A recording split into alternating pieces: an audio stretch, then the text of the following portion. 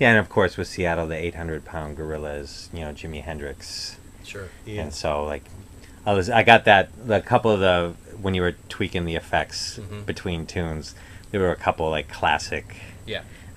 Jimi Hendrix. Yeah.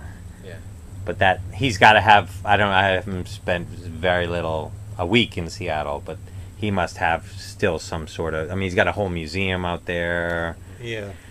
So there must be some presence.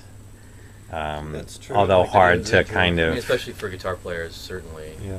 I think it's impossible to, no matter where you grew up, if you came to Seattle as a thinking person and a guitar player, the Hendrix experience was part of your part of arriving in Seattle, and just knowing that what he did there and how long he was there and how that all developed. I think it's inevitable, especially a guitar player using effects and creating tech, because his music was more about really the texture. For me, it's always more about the texture. He's creating the sounds rather than the melodies or the chords or the songs. I mean, the songs are great too, but the sounds are what makes that music. And it's so interesting to me. And when I started playing fretless guitar, one of the big reasons, or one of the things that I thought about a lot was, I totally believe that Hendrix would be playing a fretless guitar if he were still alive, because it's like a natural transition for the stuff he was trying to do, to get these, multi-sliding chords and these microtonal shadings on everything. He played out of tune all the time. On purpose. Like, this sloppy out of tuneness was part of his style, and I think this would have been a great instrument for him. Yeah. Oh, that's really interesting. I've run into so many slightly older free jazz cats who were inspired by Jimi Hendrix and Electric Ladyland.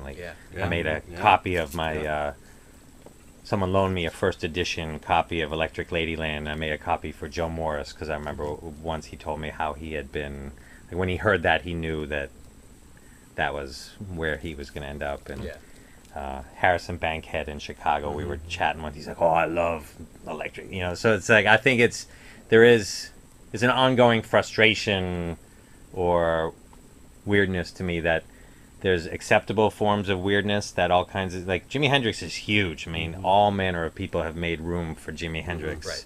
But he got out there. Absolutely. Yeah. And, the question is how to reinsert that weirdness, get people open to that again, or keep it open and get that moving. Yeah. But I guess it just was a different culture at a different time, and, some of those passages in Electric Ladyland are, if they're not jazz, I'm not sure what you're going to call them. Some of those sound collages that go for 15 minutes. The reverse tape loop and stuff and all that stuff in some of those two, not in Electric Ladyland, but in the Are You Experienced, the beginning of that thing? Yeah. The backwards tape loop and stuff. That's all straight, classical tape manipulation music, it's all musique concrète, basically. I think of Hendrix as I never thought of that artist, except he's playing it all live. It's just like all these sounds that he's getting out of the instrument and the amplification that are that just weren't part of the sounds before. Yeah, I hadn't thought of the classical. I thought about that. What always has fascinated me about him is that kind of black music tradition, and then just the trip that he brought to that, and just kind of like retaining some of it and then exploding it. Yeah. There are other things like the psychedelic, the LSD and right. There were extra musical influences. Yeah.